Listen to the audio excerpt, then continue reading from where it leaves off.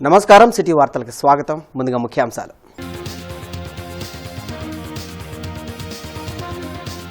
ఆర్ఓసీలు లేకున్నా postal బ్యాలెట్లు తిరస్కరించవద్దు, EC ఆదేశం.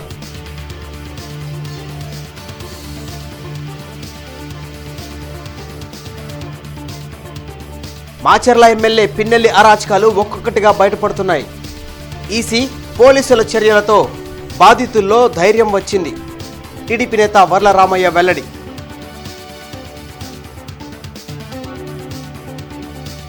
ఎన్నికల కౌంటింగ్ సమయంలో అల్లర్లు సృష్టిస్తే కఠిన చర్యలు. సత్తెనపల్లిలో మాక్ డ్రిల్ నిర్వహించిన పోలీసులు.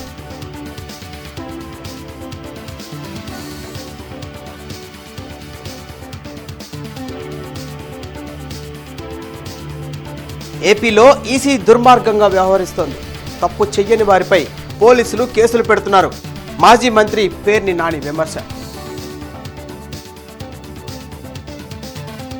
రిటర్నింగ్ అధికారి సీల్ లేకున్నా పోస్టల్ బ్యాలెట్లను తిరస్కరించవద్దని కేంద్ర ఎన్నికల సంఘం స్పష్టం చేసింది.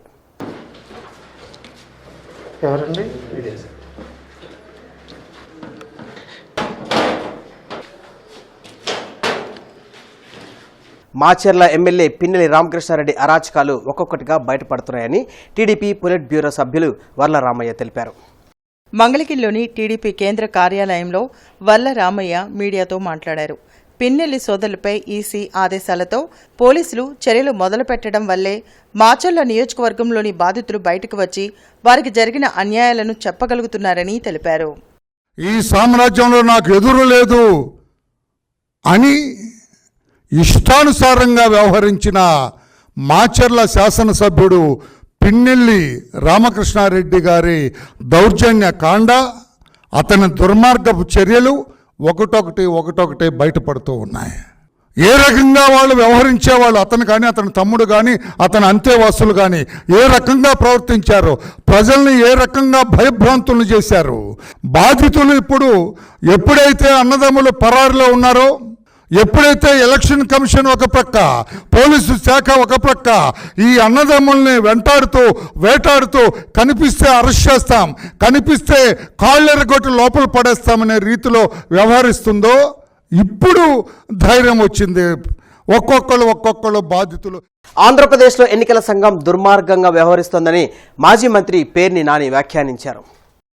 తాడేపల్లిలోని వైసీపీ కేంద్ర కార్యాలయంలో మాజీ మంత్రి పేర్ని నాని మీడియాతో మాట్లాడారు. పోలీసు అధికారులు బరితెగించి వ్యవహరిస్తున్నారని, అసలు ముద్దాయిలను వదిలేసి తప్పు చేయని వారిపై కేసులు పెడుతున్నారని ధ్వజమెత్తారు.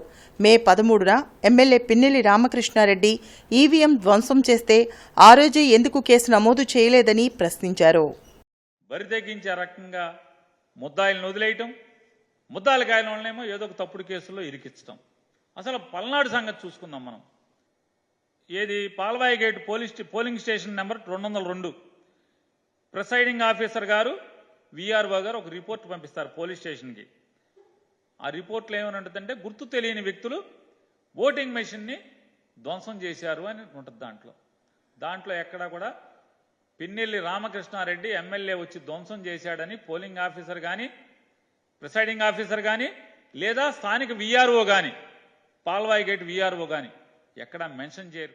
టీడీపీ, జనసేన, బీజేపీ కూటమి విజయం సాధించడం ఖాయమని టీడీపీ తూర్పు నియోజకవర్గ ఎమ్మెల్యే అభ్యర్థి నసీర్ అహ్మద్ అన్నారు. గుంటూరు క్లబ్లో జనసేన ముఖ్య నాయకులతో నసీర్ అహ్మద్ ఆత్మీయ సమావేశం నిర్వహించారు.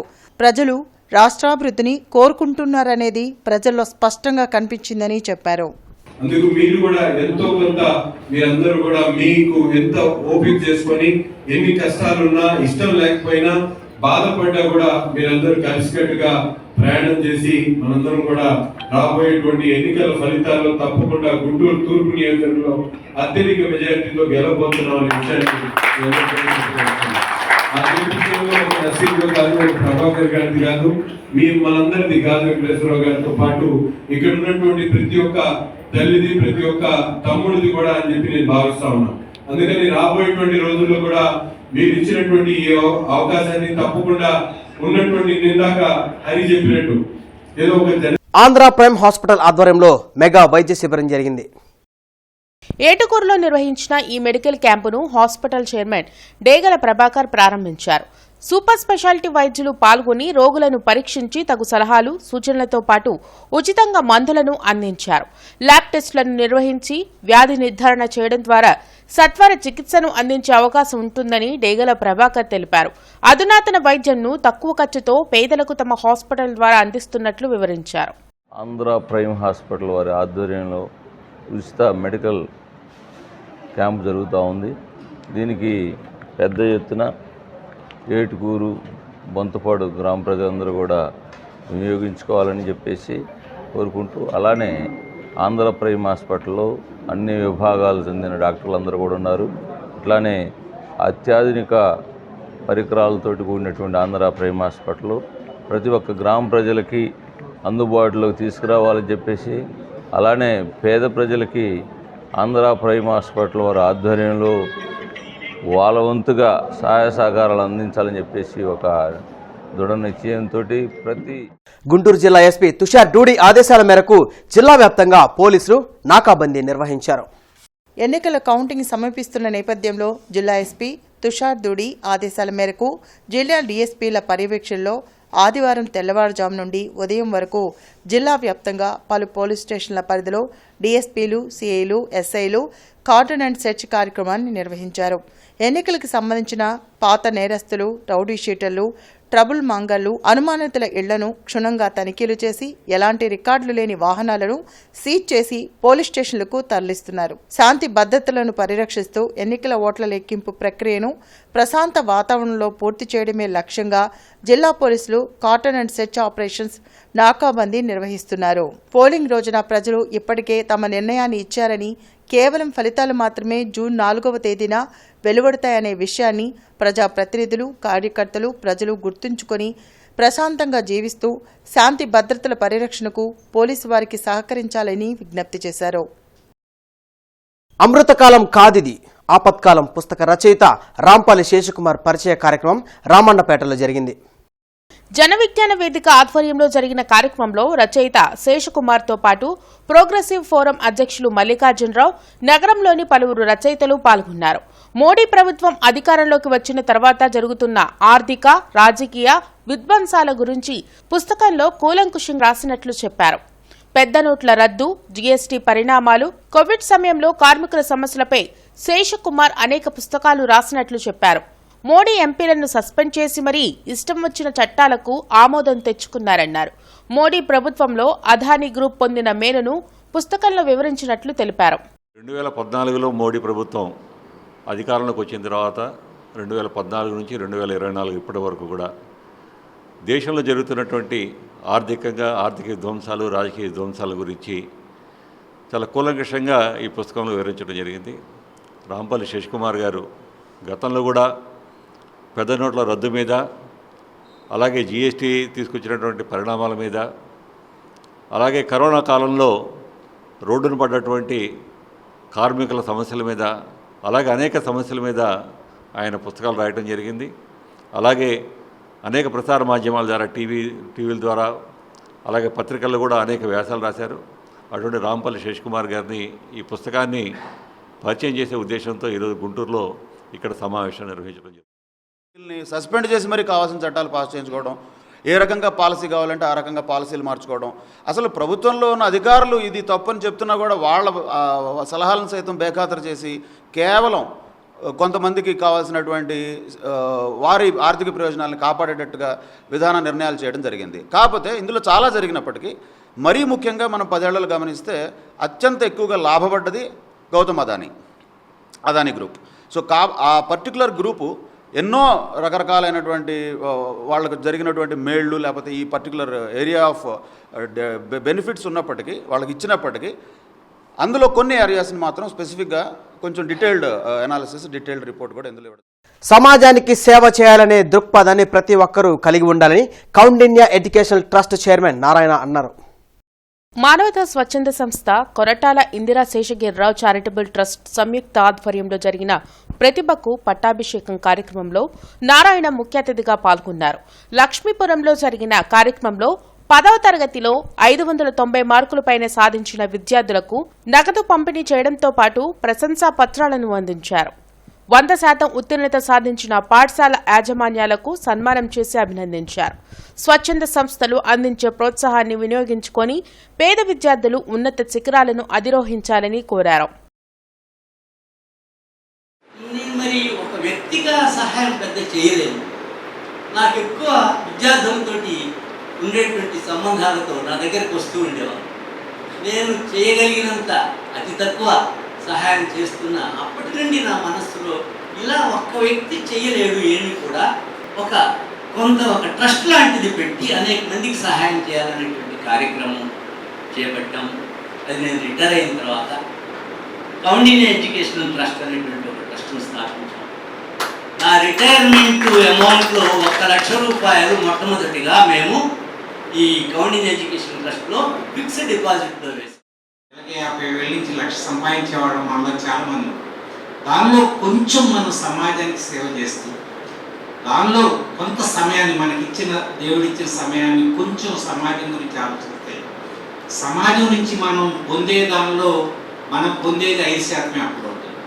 సమాజం నుంచి కొన్ని 100 రెట్లు మనం పొందుతున్నప్పుడు సమాజాన్ని గురించి కొంచెం మనం చేయాలి అన్న ఉద్దేశంతో ఆ రామచంద్రారెడ్డి గారు స్థాపించినటువంటి ఈ సంస్థ గత 20 సంవత్సరాలుగా అద్భుతంగా ముందుకు వెళ్తూ ఈరోజు రాష్ట్రంలో చాలా మంచి సంస్థగా ముందుకు వెళ్తుంది. శ్రీనివాసరావు తోట 6వ లైన్లోని శ్రీ వీరాంజనేయ స్వామి ఆలయంలో 50వ వార్షిక జయంతి కళ్యాణ మహోత్సవాలు ఈ నెల 31 నుండి జూన్ 5 వరకు జరగనున్నాయి. ఉత్సవాలకు సంబంధించిన పాంప్లెట్స్ ను కమిటీ సభ్యులు ఆలయ ప్రాంగణంలో ఆవిష్కరించారు. ప్రతిరోజు జరిగే ప్రత్యేక పూజల్లో భక్తులు పాల్గొనాలని ఆలయ కమిటీ అధ్యక్షులు సుబ్రహ్మణ్యం కోరారు. కార్యక్రమంలో తోట వెంకటేశ్వర్లు, కోటేశ్వరరావు తదితరులు పాల్గొన్నారు. శ్రీనివాసరావుపేట 6వ లైన్లో వేయించేసి ఉన్న శ్రీ ఆంజనేయ స్వామి 50వ సంవత్సరం జయంతి ఉత్సవాలు రేపు 31 ఈ నెల 31/5/2024 మొదలై 5వ తారీఖు 6వ నెలతో ముగుస్తుంది. కనుక 31వ తారీఖు ధ్వజారోహణ అంకురార్పణ కార్యక్రమం జరుగుతుంది. 1వ తారీఖు స్వామివారి కళ్యాణం జరుగుతుంది. 2వ తారీఖు స్వామివారి హోమం జరుగుతుంది. 3వ తారీఖు నగర ఊరేగింపు కార్యక్రమం జరుగుతుంది. 4వ తారీఖు పూజా కార్యక్రమాలు జరుగుతాయి. 5వ తారీఖు అన్నప్రసాద కార్యక్రమాలు జరుగుతుంది. సుదర్శిని ఐ హాస్పిటల్, గుంటూరు మహానగర్ వికాస్ తరంగిణి సంయుక్త ఆధ్వర్యంలో ఉచిత మెగా కంటి వైద్య శిబిరం జరిగింది. పాతగుంటూరులోని యాదవ హైస్కూల్లో నిర్వహించిన ఈ వైద్య శిబిరంలో డాక్టర్ గణేశుని రాజేష్తో పాటు ఇతర వైద్యులు పాల్గొని కంటి సమస్యలతో బాధపడే రోగులను పరీక్షించారు. అర్హులైన పేదలకు ఉచితంగా శుక్లాల ఆపరేషన్ తమ హాస్పిటల్లో నిర్వహించనున్నట్లు డాక్టర్ రాజేష్ తెలిపారు. గుంటూరు మహానగర్ వికాస తరంగిణి ఆధ్వర్యంలో అనేక సేవా కార్యక్రమాలను చేపట్టినట్లు కోఆర్డినేటర్ సత్యనారాయణ చెప్పారు. ఇవాళ గుంటూరు మహానగర వికాస తరంగిణి వీరు వచ్చిన పేషెంట్లందరికీ కూడా ఉచితంగా మందులు ఇవ్వటానికి ముందుకొచ్చారు. చాలా సంతోషం. మా హాస్పిటల్ తరపున ఈ క్యాంపులో ఇవాళ పరీక్ష చేసిన వాళ్ళందరికీ ఇప్పటికీ దాదాపు ఒక 120 మంది దాకా వచ్చారు అయినట్టున్నారు. వీళ్ళందరికీ కూడా అర్హులైన పేర్లందరికీ కూడా ఉచితంగా కంటి ఆపరేషన్లు, శుక్లం కంటి ఆపరేషన్లు మన సుదర్శిని కంటి హాస్పిటల్లో చేయబోతున్నాం. సుదర్శిని కంటి ఆసుపత్రి వాళ్ళ సౌజన్యంతో ఈ క్యాంపు నిర్వహిస్తున్నాము. డాక్టర్ రాజేష్ గారు మాకు ఎంతో సహాయ సహకారం అందజేశారు. వారి ఆధ్వర్యంతో ఇక్కడ ఈ ఐ క్యాంపు ఉచిత ఐ క్యాంపు, ఇక్కడ ఏం ఫీజులు ఏమి ఉండవు, మందులు కూడా ఉచితంగా ఇవ్వడం జరుగుతుంది. మరి చిన్నజీవస్వామి గారు అనేకమైనటువంటి సేవా కార్యక్రమాలు చేస్తూ ఉన్నారు. అందులో ఈ భాగంగా ఇది ఒకటి చేస్తున్నాం. గుంటూరులోని పరమాయకుంట భద్రకాళి అమ్మవారిని గుంటూరు జిల్లా SCCL general secretary Devarakonda Nageswararao, YSRCP BCCL ప్రధాన కార్యదర్శి సున్నం మల్లికార్జునరావు దర్శించుకున్నారు. ప్రతిపాడు నుండి విజయవాడ కనకదుర్గ అమ్మవారి గుడి వరకు పాదయాత్ర నిర్వహించారు. ఈ సందర్భంగా వారు మాట్లాడుతూ వైసీపీ అత్యధిక మెజారిటీతో గెలవాలని, అలాగే ప్రతిపాడు నియోజకవర్గ ఎమ్మెల్యే అభ్యర్థి బాలసాని కిరణ్ అత్యధిక మెజారిటీతో గెలవాలని ఈ పాదయాత్ర నిర్వహించినట్లు తెలిపారు. వాళ్ళందరి ఆకాంక్షలు మేమందరం కూడా బలంగా కోరుకుంటున్నాం. కాబట్టి వాళ్ళ యాత్రను కూడా దిగ్విజయం కావాలని, వాళ్ళు ఏదైతే పాదయాత్ర చేస్తున్నారో ఆ కోరికలు తీరాలని చెప్పి అమ్మవారి కూడా మా కోరికలు తీర్చాలని చెప్పేసి కోరుకుంటూ వీళ్ళందరికీ కూడా మేము అభినందనలు, శుభాకాంక్షలు చెప్తున్నాం. అవగాహన సంస్థ ఆధ్వర్యంలో ప్రతి ఆదివారం జరిగే ఆరోగ్య సభ కార్యక్రమంలో ప్రముఖ మానసిక వైద్యులు పాల్గొన్నారు. ప్రపంచ మనోవైకల్య దినోత్సవం సందర్భంగా అరండల్పేటలోని అవగాహన సంస్థ కార్యాలయంలో జరిగిన కార్యక్రమంలో మానసిక వైద్యులు డాక్టర్ కోట సురేష్ కుమార్, హరిమానస, సాయిమిత్ర, సౌమ్య పాల్గొని మనోవైకల్య సమస్యలపై అవగాహన కల్పించారు. అన్ని వయసుల వారిలో తలెత్తే మానసిక ఒత్తిడి, తెలియని ఆందోళన, డిప్రెషన్ లాంటి సమస్యలకు అందించే చికిత్స విధి విధానాలను వివరించడమే కాకుండా అనేక రకాల సందేహాలను నివృత్తి చేశారు. కార్యక్రమంలో కొండా శివరామిరెడ్డి తదితరులు పాల్గొన్నారు. ఫిజికల్ గా శరీరంగా ఎవరికైనా స్ట్రోక్ వస్తే వాళ్ళకి ప్రాబ్లం, ఇక్కడ మానసికంగా ఒక వ్యక్తికి వస్తే కుటుంబం మొత్తానికి ప్రాబ్లం. ఎందుకంటే ఎవరితో గొడవ పడచ్చు, ఇంకోటి చేయొచ్చు. రెండోది గ్రాండైజ్ డెల్యూషన్స్ అంటాం. అంటే నాకు తిరుగులేదు, నేను చాలా గొప్పవాడిని, నేను భగవంతుడి అవతారాన్ని, మీకు ఏ సమస్య అయినా నేను పరిష్కరించగలను. ఈ కరోనా గురించి ఏంటి తలలు బద్దలు కొట్టుకుంటారు అందరూ, నేను 2 రోజుల్లో పూర్తిగా నయం చేసేవాడిని, నన్ను నమ్మలేదు అని చెప్పి మాట్లాడతారు. ఇది కూడా స్కిజోఫ్రెనియాలో ఒక లక్షణం. సో ఇలాంటి లక్షణాలు గల వ్యాధి స్కిజోఫ్రెనియా ఈజీగా ఐడెంటిఫై చేయొచ్చు మనకు ఆ విషయం తెలిస్తే. ఈ వార్తలంతటితో సమాప్తం. నమస్కారం.